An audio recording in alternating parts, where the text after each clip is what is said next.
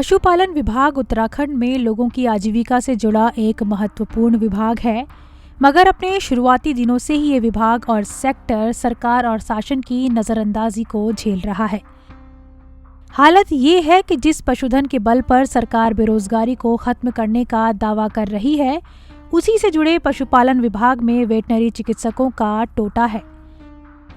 सालों बाद भी सरकार इस विभाग में खाली पड़े पदों को नहीं भर पाई है।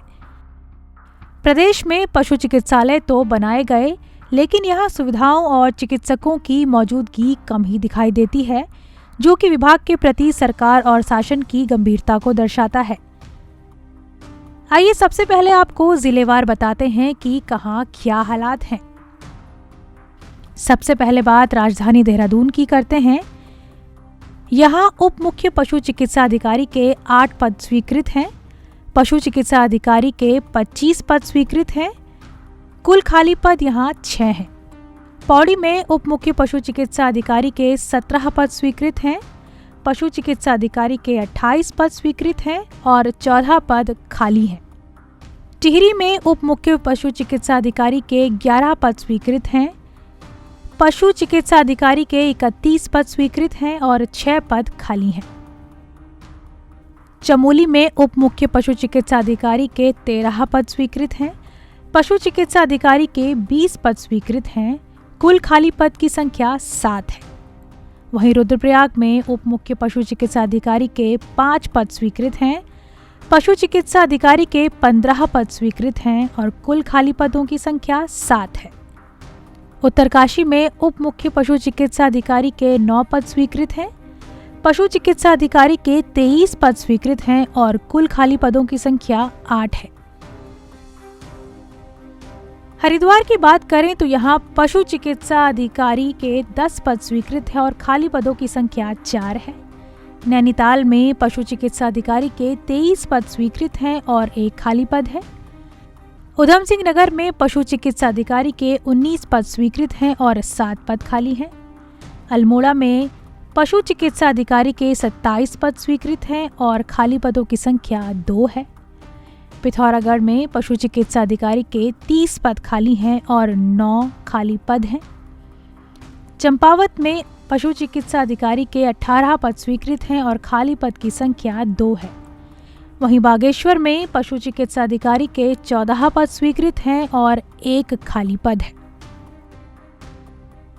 आंकड़ों पर गौर करें तो कुमाऊं मंडल में गढ़वाल मंडल की अपेक्षा स्थितियां बेहतर हैं। विभागीय अधिकारी भी मानते हैं कि चिकित्सकों की कमी के कारण दिक्कतें आती हैं। वे कहते हैं कि खाली पदों को भरने की प्रक्रिया जारी है। हमारे पास जो पशु चिकित्सा अधिकारी के पद हैं लगभग 750 के आसपास हैं। टोटल मिलते हैं ना, इसमें ढांचे में लगभग 450 के पद हैं और उसमें 78 पद इसमें रिक्त हैं हमारे पूरे उत्तराखंड में। और इस समय वेतन हमने भेजा था तो उसमें कुछ हमारे पास दिक्कत आई है कि लोक सेवा आयोग ने कहा है कि आप इसको जो है, पहले इंटरव्यू बेस्ड था हमारा ना, जो पशु चिकित्सा अधिकारी का पद था इंटरव्यू बेस्ड था। उन्होंने कहा इसमें एग्जाम कंडक्ट होना जरूरी है और क्योंकि सरकार के निर्देश हैं कि इंटरव्यू पे आधारित मत रखो उसको, तो उसके आधार पर कुछ नियमावली हमारी चेंज होनी थी। लगभग लास्ट स्टेज पे हमारी नियमावली है। आज मैं ख्याल से इसको सबमिट कर रहा हूँ इंग्लिश वर्जन इसका, तो मैं फिर अगले हफ्ते साथ वो फाइनल हो जाएगी। तो उसके बाद हमारी रिक्ति का वेतन चला जाएगा दोबारा। थोड़ी दिक्कत तो आती है, पर हमारा जो कुछ हमारे पास मोबाइल भी है हर जिले में, तो हम उससे कवर भी करते हैं। अगर कहीं पर कोई दिक्कत आती है तो मोबाइल से हम कवर करते हैं।